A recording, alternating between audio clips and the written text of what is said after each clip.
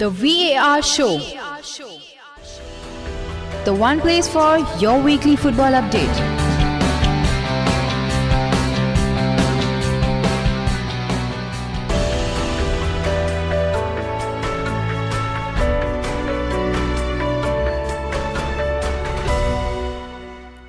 Hola, very warm welcome to the VAR show. The show which talks about all the various major football leagues in detail. Today we are going to continue the theme of interviews, and we have a very interesting guest with us today. We have the former Tottenham Grasshopper Celtic player and also a former Switzerland international, Mr. Ramon Vega, with us. So without wasting much time, I would first thank Ramon for coming on the show. Thank you and welcome to the show.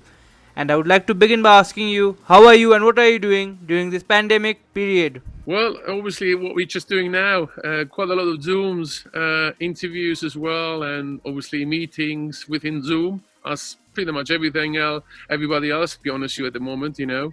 I'm in Hungary at the moment, in Budapest, so from that point of view, I'm in a safe place because the country is extremely well organized within this, let's call it terrible kind of way of shock. Everybody got kind of been shocked by what happens, you know, but these guys here really done a very good job, and everything is slowly up and running again, and I feel very safe in this country now. So, let's talk about a lighter topic, that is football, in comparison to what's happening all around the world. So I'll start with your playing career. You have played in so many leagues in so many countries in the world. How different are the footballing cultures, like in the different countries according to your experience? Well, of course, there are completely different culture. Well, first of all, if you play in Europe, everybody thinks if you play in Europe, everybody's the same. It's not. It's not the same, to be honest with you. There are, again, different languages, different cultures as well. I played in Italy, of course, in Switzerland starting, and also playing in England as well, So there's already three different major cultures, The Swiss, extremely conservative way of thinking. The Italian, very flamboyant, very kind of creative. And then I got obviously the English side of it, extremely, I would call it British humor, black humor behind there, as well. So it's kind of, to adapt was not easy at the beginning, but I was very lucky to come from a country like Switzerland, where you have already some multicultural kind of languages there. The adaptation was quite easier maybe than other players, because I spoke the languages. I spoke Italian already, I spoke German, and I spoke English in the same time. So it's important to know the language, because that's where you start to know the culture of the country very well and integrating within them, So in your experience, which one did you like the most? Wow, this is a very good question, my friend. I don't want to insult anybody now.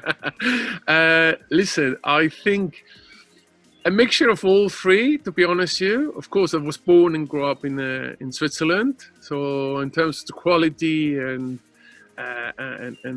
positions, the way the Swiss thinking, it's a great place to be in that side. But then if you want to be more open-minded, scenario, more creative, I think Italy is a stunning place. Absolutely beautiful country, great food, of course, as well. And then, of course, you got the major world of England, You got the half of the world in London, from all kind of background, And I think that's the beauty about London. You're not feeling as a foreigner there. You actually feel part of the society in London. And that's something that actually made me stay for quite a while then in London.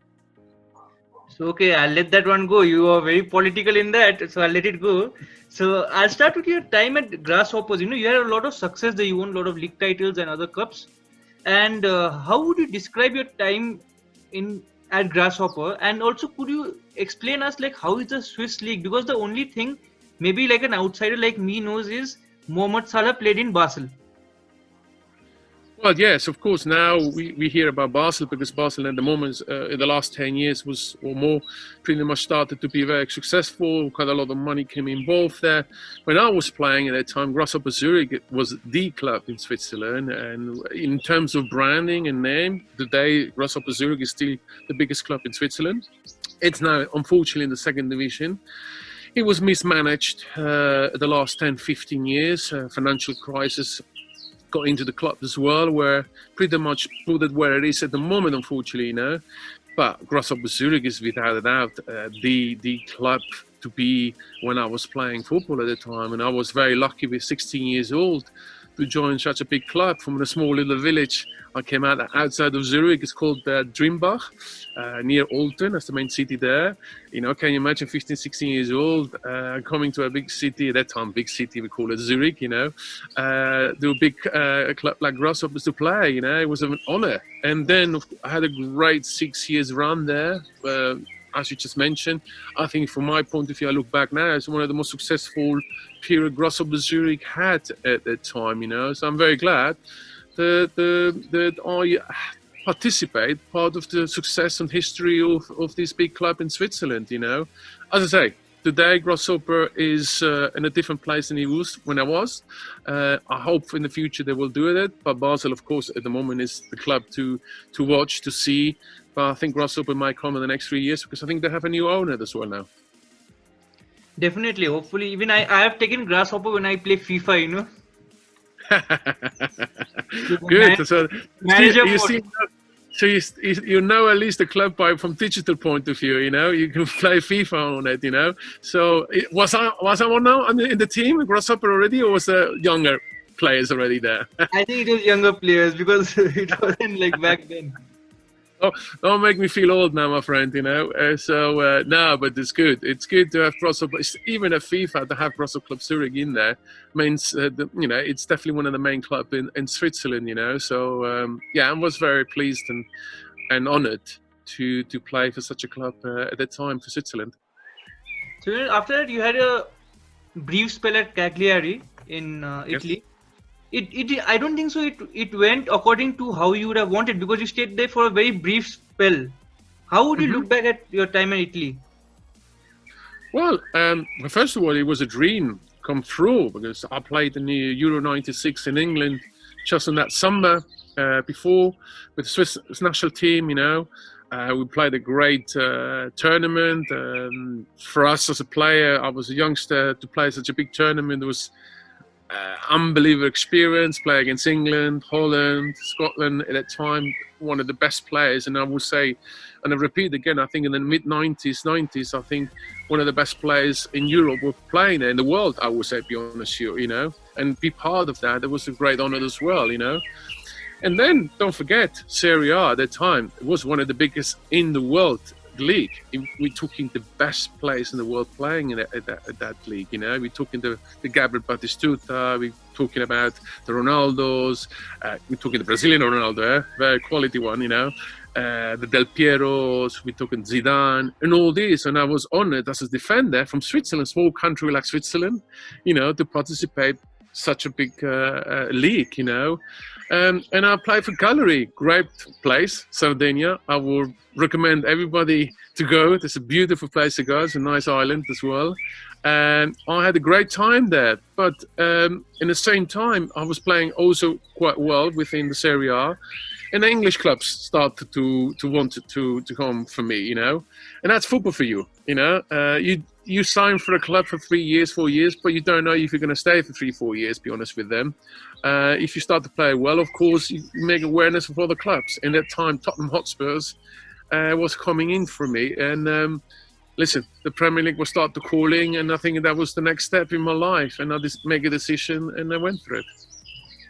So, as you said, Tottenham Hotspur were calling, and that's a very good segue for my next question. That is your time at Tottenham. You played there, I think, for 3 seasons, and you even won the League Cup with them. And I think that was one of the last trophies they won, I think. It's quite some time. So, Tottenham had a very bad time. How was your time at Tottenham? I had a wonderful time at Tottenham. Obviously, we got ups and downs. We had 4.5 years I played for them. And yes, just you mentioned, it's great to be part of history of Tottenham Hotspurs of winning a League Cup, I think it was the last time before that, it was about 10 or 15 years before there was winning any trophy, Tottenham Hotspurs, and to be part of such a win in 99 at Wembley Stadium as well. Great experience, big club, front of their own fans, 80,000 people. Listen, what can you more ask for? As a player, that's what you're going for it. That's what you want to play for it. You don't want to play. You want to go for winning the trophies. With trophies, it's the one you're talking about in 100 years. Look at now, even 20, 30 years later, we're talking about it. But money comes, money goes. But trophies never goes. That always stays in your cabinet, and that's the beauty about playing football. That's why you should go for it. And I really enjoyed it there. In the same time. Definitely. So, talking about Tottenham, what do you think about the Tottenham this season under Mourinho? Well, listen, Tottenham really improved the last 4 or 5 years. What we took in prior to Mourinho came in was Pochettino. As a manager, he's done a fantastic job for the club. Let's be honest. He was not really handed so much money to invest in players. Actually, pretty much nothing.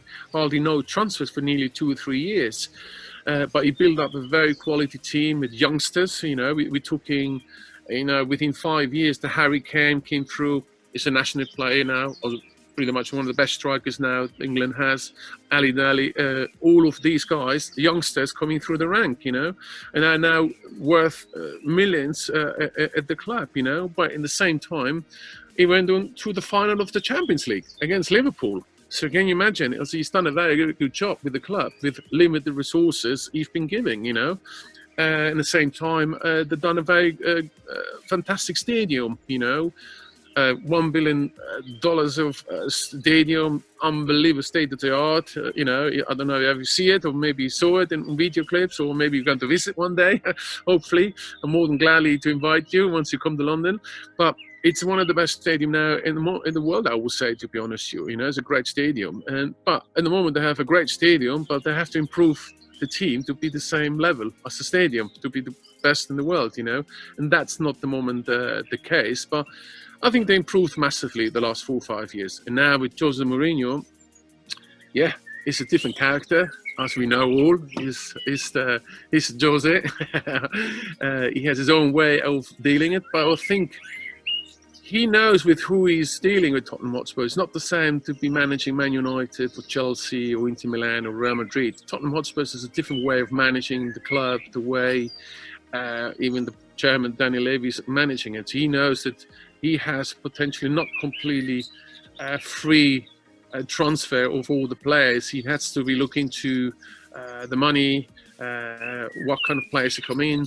So it's a different way of managing, and hopefully Jose can do that with Tottenham Hotspur. He's definitely a great manager because that record shows himself. Now I hope he can keep that record, So, staying with Tottenham Hotspur, what is the most realistic target for them next season? Is it a top 4 finish, or since you left Jose, do you think a title is possible? Well, good question. I think, now we are trapped a little bit to kind of this year's Premier League for 2 months was not played. They're going to finish it, hopefully. The Premier League, I think, hopefully starts within the next few weeks. That's what I've been hearing, And then hopefully they finish it in the right way. Of course, they're aiming to be Champions League position for next year's. But I think it would be a good season to show Jose Dominguez a way to be top 5 for certain, top 4, because that's what Tottenham Hotspur should be aiming. Because all these players they have at the moment now, they want to be top 4 and aiming for to win either the league or be qualified for the Champions League. Because otherwise, these top players most likely saying, I need to look for a club who really looks for the top 3, top 4 at the Premier League. So to the question, yes, I think they have to aim. It's part of now of Tottenham Hotspur's way of saying you can't be only be humble, top 10. Now you need to be top 4, top 5 for certain. So, moving away from Spurs, moving on to your next club, that was Celtic. You stayed there for a very short time, but you won a treble, domestic treble, I guess, with Celtic. So, and you even went on to say that you would have wanted to stay there long. But why didn't you stay there long, according to you? Well, it's again a good question. First of all, I joined a massive club. Celtic Glasgow was huge. Tottenham Hotspur is big. Let's not be like that. But when I joined Celtic, I thought, goodness me, this is a huge club, massive fan base worldwide. 60,000 people, fans every week out in the stadium, going absolutely crazy. And to be honest, I had a wonderful time there. How can you not have it? When you start to win for them, you start to win one trophy, and then the second trophy, and then the third trophy. Pretty much everything you can win in Scotland. It's something. Why should I not stay longer? I wanted to stay longer because I really enjoyed it. First of all, I enjoyed it very much because the club really embraced me from the start, and also most important, the supporters were unbelievable. The supporters really embraced me massively, and I really kind of had a great connection with them as well. And I wanted to stay forever there, to be honest with you, because that was my club. It was also in my last period of my career as well, so you have to look into your security, that you are safe as well for the future. But it didn't happen. I was surprised that I really never had really an offer on the table to do it. So what do you do as a player when you're at that age? You need to make sure you are secure for your future, because maybe that would be the last club or contract, you're earning money, and after that it's finished. So you need to make sure you have something. And then I decided to go more to security. Whatever the club came at the time, give me the contract for long term for 4 years, and that was Watford Football Club at the time. Of course, in my heart, it was bleeding because I wanted to be a Celtic. That was my place to be. Even now, I'm having green shirt on. It's not saying but just to demonstrate, I really had fun time and great memories at Celtic. I can only thank that I even had the chance to play for them. So my next question, I'll put you in a difficult spot. Okay, so you have to think and answer. Please do not be political. Yeah. Which one do you prefer? The first league title with Grasshoppers, the League Cup with Tottenham, or the domestic treble with Celtic? I don't even have to be political. For me, the treble at Celtic was outstanding. This is you don't do that every day, to be honest with you. Yes, Grasshoppers Zürich was first. We won the League Cup and also then the Cup as well. Yes, it is exciting. It's your home country. You're playing for the best team of the country of Switzerland. You're representing them. Yes, that's great. No problem at all. But when in Tottenham Hotspur, it's such a big club. Also, to win any trophy at the time, it was unbelievable. Winning the League Cup, it was great. But then, to be honest, when you go to win like in Scotland, all the 3 trophies you can get in such a big club, for me, that's the one is winning of all the 3 kind of clubs, pretty much. Definitely, without a doubt, the Celtic treble is for me the winner. So again, I'll put you in a difficult spot. According to you, which fan culture did you enjoy the most? Like in these 3 or 4 countries you have played in. Well, I think the English and Scottish fans, that's the one I fall kind of in love in the first place, without playing for Tottenham and Celtic at the time, because I had experience at the Euro 96. First of all, the first opening game against England, where we draw 1-1. At that time, the Tony Adams, the Alan Shearers, the Teddy Sheringham, obviously the famous Paul Gascoigne, playing at Wembley in front of 80,000 people. I think a third of that was only the small Swiss supporters, and the rest was all English supporters. Just that sheer passion of the English supporter was for me extremely new and unbelievable. And I thought that part in love that English football is unbelievable, because when you go in the stadium, that passion for the player, it's beautiful to play in front of them, So for me, English supporter that side is and the Scottish Celtic in this case, are definitely my favourite supporters in terms to be part and be experienced of it. So talking about Celtic, they are on the course to do a 10 in a row. Do you think they'll be able to do it? Say again, the question? Celtic are going to win the league title 10 in a row next season. Do you think they can do it? I think so. To be honest with you, I think so. They have a good chance to do it. I've done it already this year. Well, my ex-colleague Neil Nellen, I used to play with him. We also won the treble together. He is now the manager, so he has already experience of doing as a player. And now he has his experience potentially as a manager as well. There's no doubt. I think Celtic has a good chance to do that, and I hope they're doing it, because that would be great achievement for the club. First of all, the supporters were going absolutely mad, because obviously.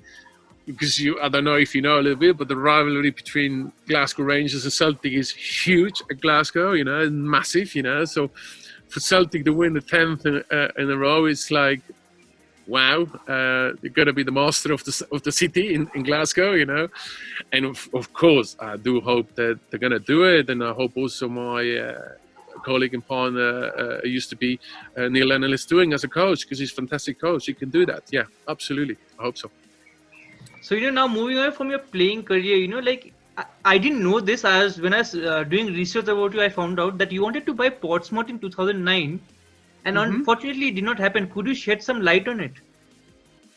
Well, I think it is everything. You look into, at that time, there was opportunity to come in. I think they were struggling financially as such, as it is many clubs today, to be honest with you, And I was already dealing with them on helping restructuring some of the financial issues they had, And then I've been requested by some of the investors, what's the position there, Can we potentially buy into it, And when, of course, we analysed a little bit the overall financial situation, I would say if the investor was really be worrying and scary as well, because there was too much debt in there.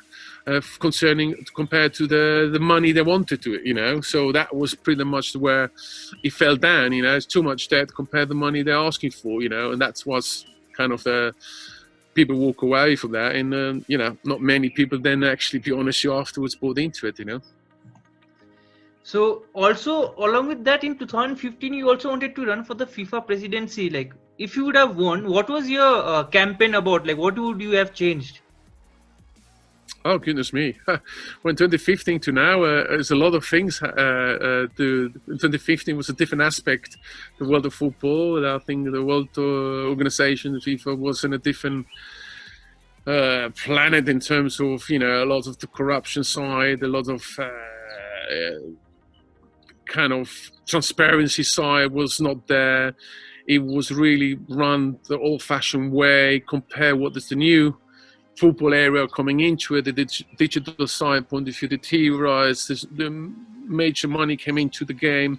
FIFA started to be a monster of money platform, but without having any structure in place and transparency, that will be, at that time, without a doubt, one of the first things to be done. You need to put a governing structure in place where, I think it's very important also for supported by also sponsors and people who believe in this organization, to believe also who runs it in a proper way as a business, first of all, but also in a very ethical, moral way as well, And that one was missing at the time massively. And I think needed to be changed at the time, and that's one of the part that really had big emphasis in the campaign. But the most important part is, people was talking in football, and even today, to be honest with you, too much about the money and less about the football side, because very focused, elite driven. The elite leagues, the elite clubs, potentially even the national team. And FIFA is responsible for the world of football, from the biggest national federation to the smallest one, who only just joined, really have any infrastructure or knowledge or technical knowledge, potentially even football pitches, and I think it's very important to put the basics back again, the fundamental of football. Talking about that, in certain countries, yes, I agree. Some of the major big countries are the leaders and driven propaganda in way of that's football. That's where you can go into it, but don't make it an elite place. Make it, it's a must. It's for the people. Football is for people, for everybody, and also for everybody has a chance to go through that system, because football gives a lot of people opportunity and to be part, even not playing football, just by default. You're like yourself, you're a journalist, you're a radio, you're talking about football. That makes a business, and lots of other people like yourself, you know. And I think it's very important to focus again into fundamentals of football, and that's one I think even today it's not been done as much, and that's something I would definitely advocate. Really go back to fundamentals of the football side, you know. And as an ex-player, I can only know what it means, because I went through as a young boy what it gives you as an opportunity. It gives you the world, it gives you the knowledge, it gives you structure, it gives you confidence. And then we're talking not just the UK or Europe, we're talking, you know, you're part of the world, like Nepal as such, you know, we're potentially also massive supporters, but the infrastructure are not up to date. The knowledge is maybe not up to date. I would like to have what the Europeans have, and Africa is the same, and certain Asian countries as well. So we need to go back to the basic, that really the gap between the elite of the football industry and the lower ones, we call it, or up and coming emerging market. That side needs to be more focusing and have to close that gap together, because then you make it more competitive, because everybody starts to know about the tactics, technical side point of view, and then you can have small countries like yourself potentially even be the big country, because they have started to go to know the knowledge. But at the moment they're hoping that the big boys helping them, you know, and I don't want to have that. I want to have an equal kind of base, you know. Of course you always have the big ones, they will always be there, but that part is something very important to be looked into it. So are you planning to run for the presidency in the next election? That's a very good question, you know.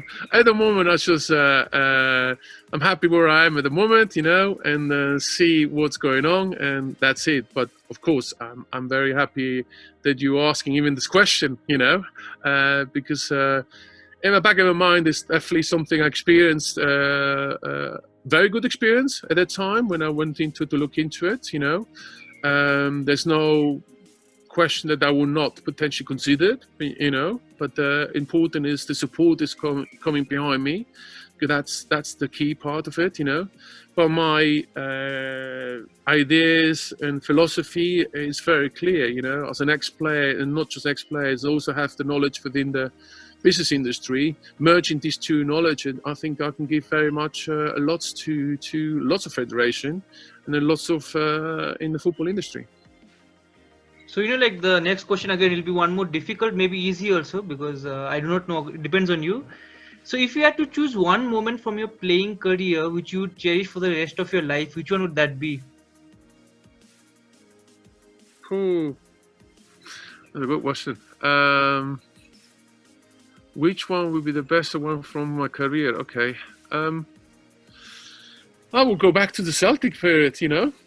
I think, listen, I can only highly talk about it because I had a great success there as well, you know. And if you win treble, this is not something you just getting it as a present, you know. You have to work hard for it. You play every week in, week out, 60,000 people watching you, you know, away games, home games, you know, everybody expecting you playing well, and you're winning 3 trophies.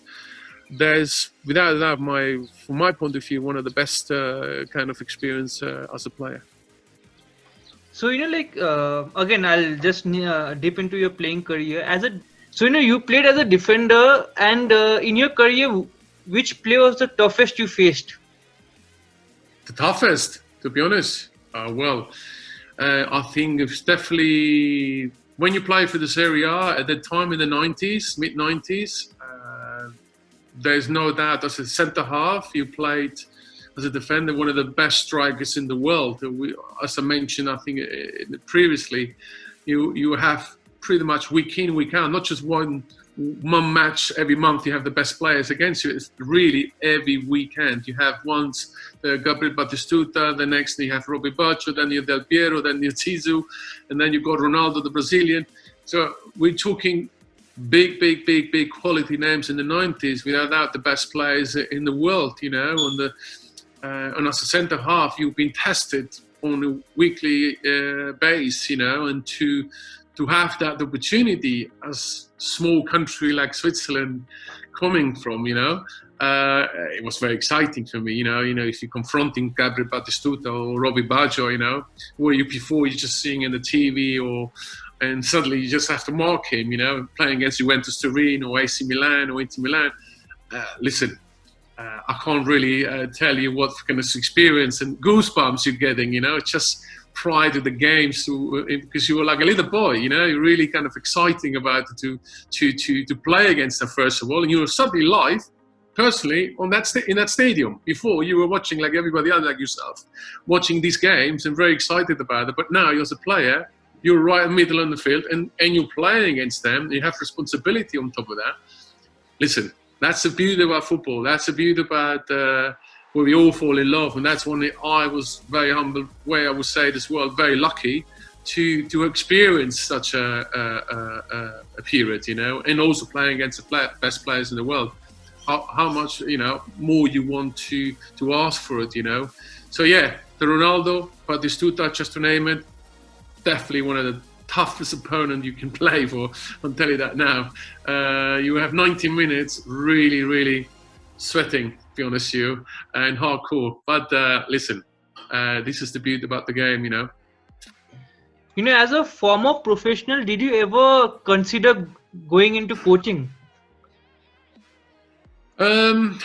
Yes and no, to be honest with you. I've done my coaching badges as well, to a certain degree, okay. Got the feeling a little bit from coaching. I also used to run once soccer schools for kids as well in Spain for quite a while in the summer. I enjoyed it because you can see the beauty that the kids really enjoying that, just really excited to even come to the next day training session, you know, looking after their football balls, or just being bought by the parents, or just be there and concentrating, you know. It's nice. That's something with the coach when you coaching the youth. It's the nice thing about it, because they really have full excitement, full passion still from the game, and then still the willingness is there to work hard, to be a great player. Now, if we go to more the professional side point of view potentially, or the ones that's really the serious part of it, I'm not sure that will be something for me, to be honest with you.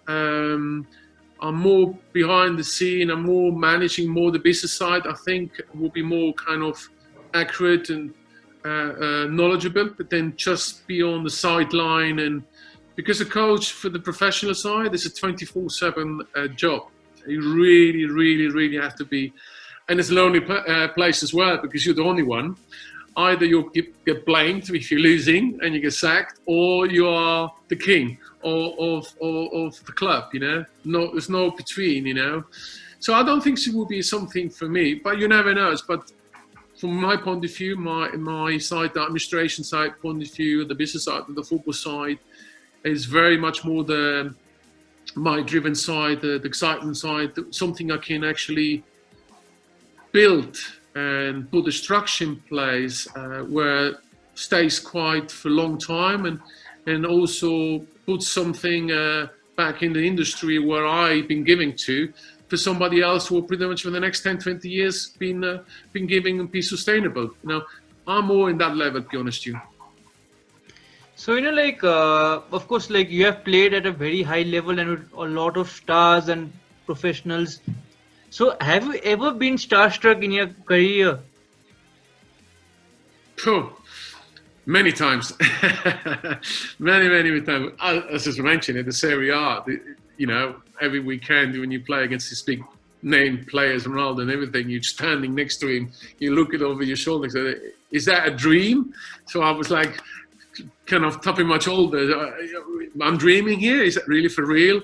Yeah, of course, you have that. You know, when you, as I mentioned, as a youngster, you only just saw them on TV like everybody else, you know, and then suddenly you're playing against them, and you're standing, or actually you have to mark against them. Really serious stuff. People look at you and see how good you are to mark that one of the best players in the world. Yeah, that's absolutely happened to me in many times, and that's the nice thing about it. You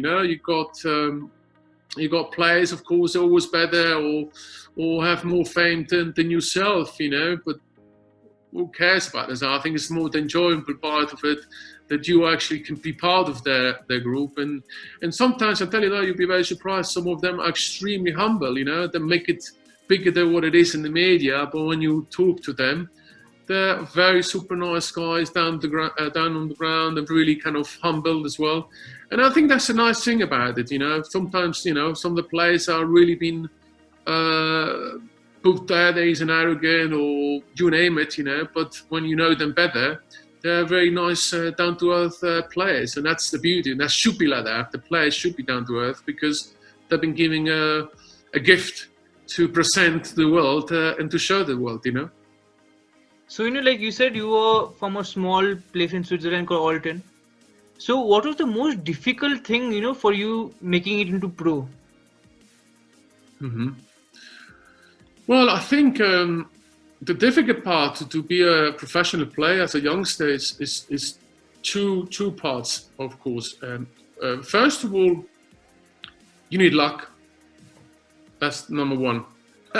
Without that, it's a very difficult path to go through, because a lot of players, kids, wants to be a pro, and a lot of quality players as well in the same time. So you've got high competitive place to be with 15, 16 years old, So you need luck that somebody believes in you at the time. I mean, either a coach from the youth academy or somebody within the industry who thinks, oh, Ramon is a good player, you should look into it, So you do need these people there who supports you as well, or makes you. Then afterwards, I think it's the mindset of yourself. It's really kind of 16, 17 years, you're very naive to start with. You go into a field of a lot of egos in the same time. Everybody thinks it's the best player in the world, and everybody wants to play. So you go into a very, very early stage as a youngster and a mental kind of training strength ability, let's call it that, you start to see the downside of it, because it has downside, because you suddenly you're not wanted, you're on the bench, or you're not playing, or the coach just doesn't really even ignore you. Or you potentially just don't go on with the team, with the teammates, So you've got all of these angles to work on it, But that's part of the process as a youngster to be a professional, I think the one advice I can only give is it's very much look after yourself in terms of the you focus, you're concentrating, don't give up on the lows when you're not playing for the team, when you're not part of the coach system in that moment, because he might see us in a different way. And at the end of the day, coaches are human. They only see what they're seeing, It's important that you show him that he's wrong as well. That means you have to work harder, that he sees that, okay, he's not annoyed, he's not playing, but he has a great attitude because he still works very hard on the pitch. He's every time on the pitch, he's not late there, he's always training extra. And coaches, after a while, say, this guy has a great attitude. And sometimes in football, 80-90%, if you have a great attitude, makes you even bigger professional. They're not just the talent. Talent is one part. That gives you the gift. That gives you the pass to go into the professional football. People need to have a talent. But the most important part is your mind. If your mind is working extremely focused and disciplined without letting yourself down, not other people. Don't think about other people letting down. It's yourself. Then you have you show attitude to the coaches, and these are what the coaches always looking into it. Coaches want to see that you have a very nature of attitude of working hard, not giving up. Even you've been bashed 4 times, you don't play 3 times. You might be, you never know. So you're on the bench, potentially you're coming in, you're coming out. The time will always come, and that's where you need to be ready. That's why you never can give up, because when that time comes up and you think you're not ready, or you just say, okay, I was never looked into it, let's not train anymore, I don't care about it. That happens, because that's the way you get annoyed. But then suddenly comes that momentum that the coach needs you, because a lot of injuries happening, and that's where you have to give you full. And if you're ready with that momentum will give you a major breakthrough to be a potential professional. And I think that's the advice for all youngsters coming through it, or wants or believe to be a professional player in the future, to have thinking about the mental strength on attitude in the football industry. Because that's the most important part to go to the next level as a professional. So, I'll talk about one more major aspect that, a lot of youngsters will go through, like you yourself, who are very unfortunate with injuries also, like the one you had at Tottenham where you injured your ankle and maybe it hampered your Tottenham career, maybe you would have more fruitful time. So how do youngsters, how can they deal with injuries according to your experience?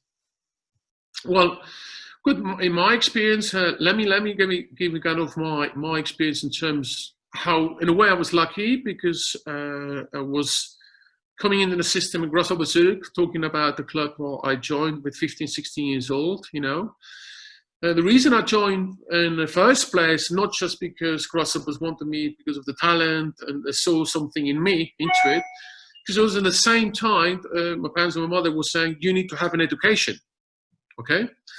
And my mother was really, really kind of adamant to say, listen, football, it's beautiful, it's great, but what happens if you get injured? What's happening afterwards? So maybe the dream might go early over than you think, with 18, 19, or even 20 years old. You're a very youngster. You still have the world in front of you, but your world is falling down because your dream pretty much is not coming through because you had a heavy injury, So my mother really insisted with Grasshoppers Zürich to have an education. And then that was, in a way, I was the pilot kind of model at the time for players to play professional, but also have an education on the side. Have both sides. And we're talking now over 30 years ago. That was quite unique at the time, because players, most likely for whatever background, don't have any education, or mostly not, I had banking and finance at the time. I went to that education. And the beauty about it, if I look back now, at the time I hated it, to be honest with you, because of course I was a youngster. I wanted to play football. I enjoyed my game. Why should I going to school and learning about something? I'm not going to do it, because I was really kind of confident I was going to be a professional player. I can suit my suit and tie for the bank going later on. But if I look back now, it was great to have that for one reason. I'm telling you that now why. Because you do put all risk on one game as a football player, and it's not happening, you have a major fall down. Even 1920, you have completely no orientation where you're going to go. You're lost. And you lost also time to potentially educate you for another field. Or maybe might you like it as well to go through and make it better than playing football, to be honest with you. So for me, it was important to have that. It was annoying because I was 16, 17, studying and all of that, but always excited to play football. But it has given me also enormous confidence. If football was not working, I had something to go into it. I had an education, whatever it is. It doesn't need to be. In my case, it was banking and finance, quite complex. It was business degree as well, but it was great. I got a variety of knowledge within that industry, but gave me enormous confidence. Also, just to play football as well, because I was not afraid to get injured. Do you see where I'm coming from? It's a mental process. When you haven't got the backup, you go a little bit 90%, not 100%. And in my case, you know what?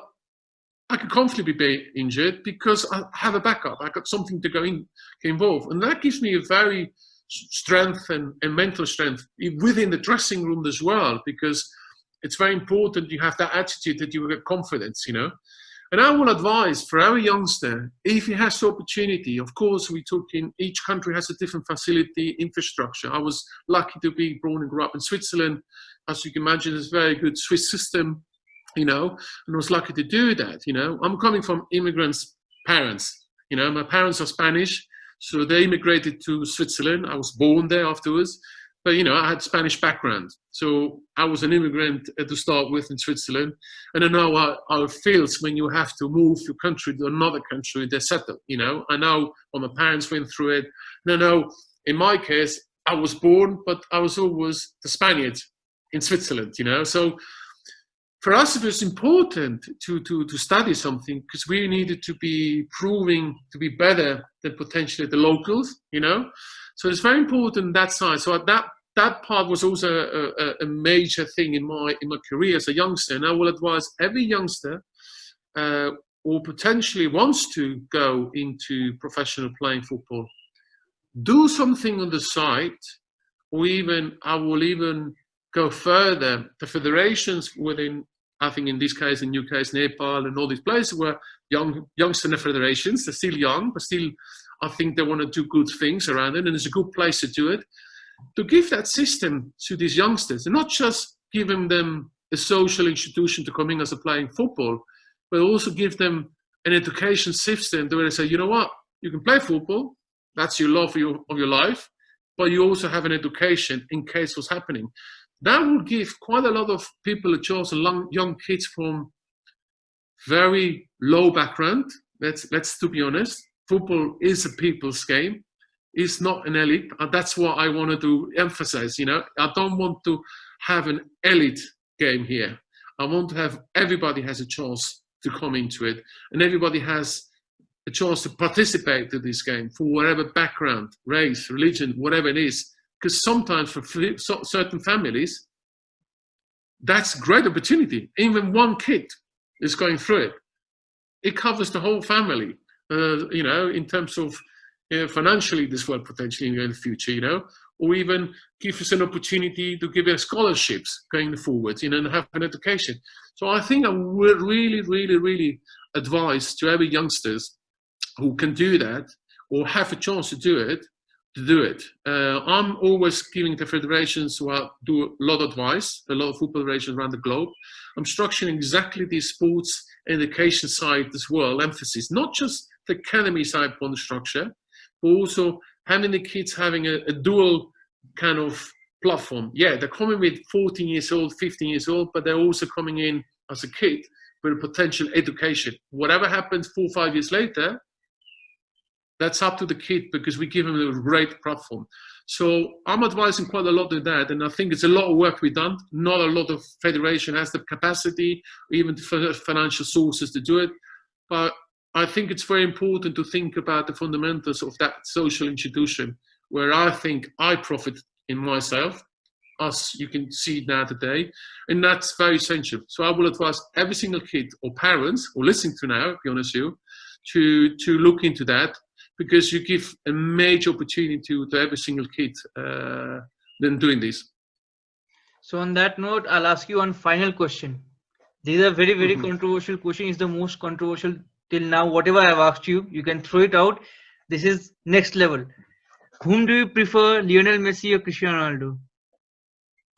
Second, what? Whom do you prefer, Lionel Messi or Cristiano Ronaldo? Oh, this is a tough question, my friend. Tough question.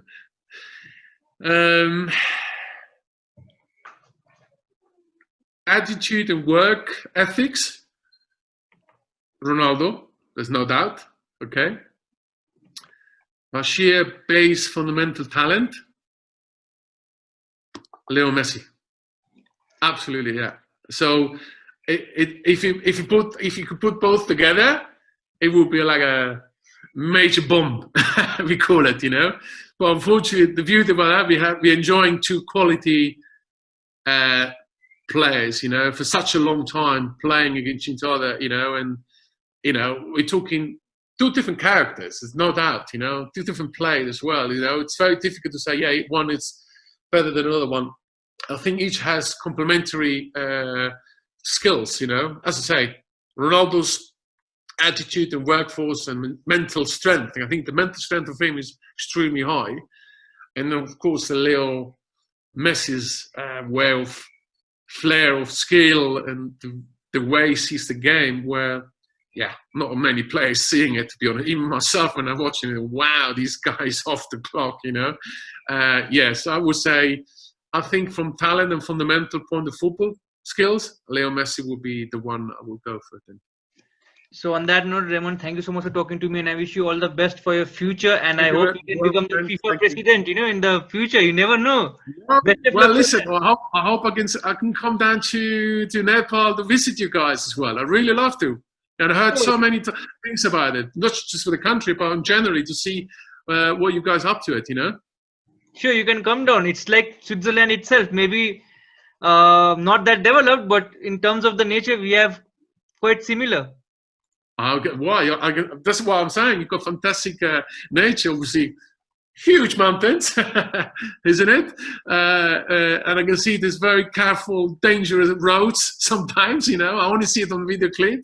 But I'm really, really, really love to come to that country because I heard wonderful things about it. Also about you guys, of the people as well. You know, so I'm hopefully when everything is calming down, you never know. So I might sneak have a little visit to them. You know.